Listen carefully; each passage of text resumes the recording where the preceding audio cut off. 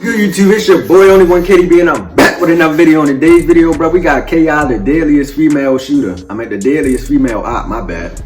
But yeah, bro, I just got finished watching that Ice Spice and Nicki Minaj song. Man, that shit was on point. I ain't bullshitting. But we finna get to the video, bro. I heard of KI before, bro. I heard she was stepping on a lot of people, bro. But we finna get to the video, bro. If y'all enjoyed it, I say if y'all enjoyed it. The video ain't even started yet. What the fuck am I talking about?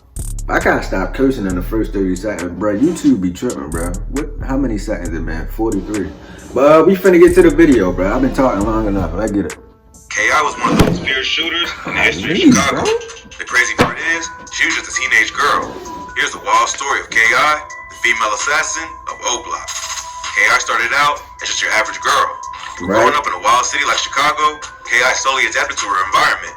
She was exposed to death and violence at a young age after her father was killed when she was only a year old. Those close to her would say that losing her father made her more protective of the people around her. She would also later witness her older brother get killed right in front of her, which would have a serious impact on her growing up. Eventually, she moved to the area around 63rd and St. Lawrence. There, she became good friends with some of the GDs that live in that area and formed a close relationship with Tuka from the STL EBT set of the Gangsta Disciples. In January 2011, Tuka was standing at a bus stop when a dark-colored vehicle pulled up and started letting off shots. He was hit several times and passed away at just 15 years old. It's been rumored that Tuka's death was retaliation for the death of a Black Disciples member named Edric Ty Walker, who was killed back in 2009. Tuka was a well-loved and respected member of the STL EBT. So after he died, they renamed the area around 63rd and St. Lawrence to Tukaville in his honor. Tuka would go on to become world famous after he was dissed by BD rappers like Chief Keef and King Von. With the popularity of drill music, Tuka became one of the most disrespected men in the history of hip-hop, even though he didn't even rap. The disrespect only fueled the already violent beef between the GDs from O-Block, then called Wick City, and the GDs from St. Lawrence. Tuka's death had a major impact on KI. She was only about 14 at the time, but had already lost so many people close to her due to gun violence. So she started to go down the wrong path to seek revenge. About 8 months after Tuka's death, KI would get revenge.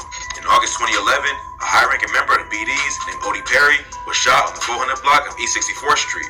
After Odie was killed, the BDs in Wick City would rename their hood to O-Block in his honor. It's been rumored that KI was killed Odie in retaliation for the murder. That's where they got O-Block from, bro. Odie Perry, bro. I ain't know that. Damn, bro. Let's continue, bro. Yo, Chicago, brother. Chicago is reckless, bro. Chicago will turn you to a beast. I ain't bullshitting. If I was from Chicago, bro, it'd be crazy. But Baltimore crazy too, bro. But we finna continue. Murder of Tuka. Allegedly, she and her twin brother, FBG Butter, rode on Tuka's birthday looking for ops when they came across OE riding his bike and shot at him. According to rumors, it was KI who fired the kill shot. The murder of Odie Perry gained KI a lot of street cred in Chicago. At first, it was hard for the BDs to believe that one of their top-ranking members was taken down by a teenage girl. But as KI continued to build a name in the streets, they were forced to accept what happened. After killing OD, KI got even deeper into the street life. She became known for shooting at ops, which included members of 600 and O-Block.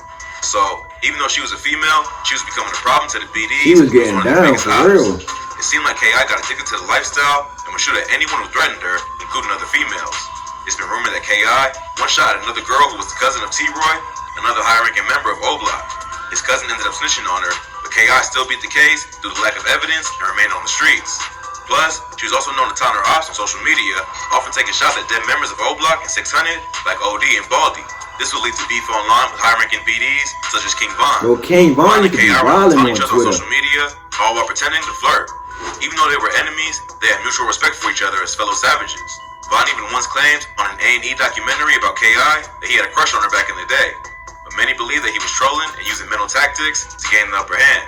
Even though they both respected each other as shooters, they were still ops. Bro, you know how disrespectful this nigga Von is, bro? This nigga Von, allegedly, he killed KI. That's what they saying. Allegedly, we gonna say that because we don't fucking know. They just be throwing any shit out there just because he dead. They just trying to put some shit on him. But allegedly, he killed KI, right? And he appeared in a documentary talking about KI. Like this nigga was on camera, like doing a documentary about like.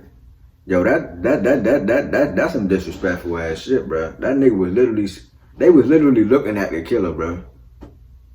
Allegedly.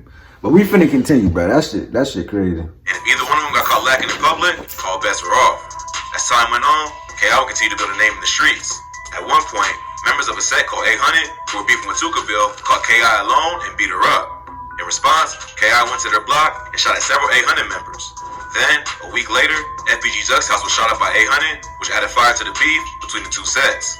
Then, on June 24th, 2012, a 13-year-old from the Jarrell City neighborhood named Taekwon Tyler was killed. Taekwon was at a house party with his sister when a gunfight broke out and shots went off.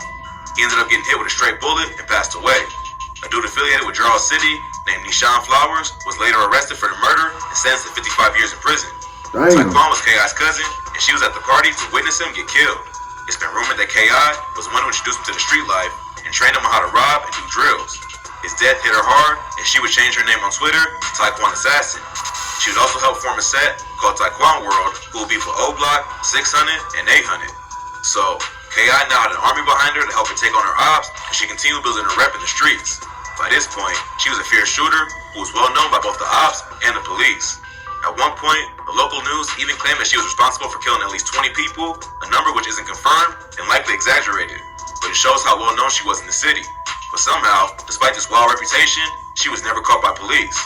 None of the bodies she's rumored to have were ever confirmed because the police weren't able to collect enough evidence to bring a conviction. Up, bro. On March 2014, a 19-year-old member of STL EBT, who went by the name Lil B, was killed by police after allegedly pointing a gun at them while he was being chased. K.I. was also close to Lil B, who was killed on the same street as Taekwon. His death turned her heart even colder, and she would change her Twitter name from Taekwon Assassin to No Surrender Lil B. In the weeks following Lil B's death, K.I. would go on Twitter to vent her feelings and reflect on some of the pain that led her down the path she was on. She would tweet, "Money coming, money going, it ain't like you can take it with you. In the end, we die. And I didn't see too many of my in the casket." So it seemed like K.I. was in a pretty dark place, and all the pain of losing her friends and family members in the streets is what turned her into such a savage killer.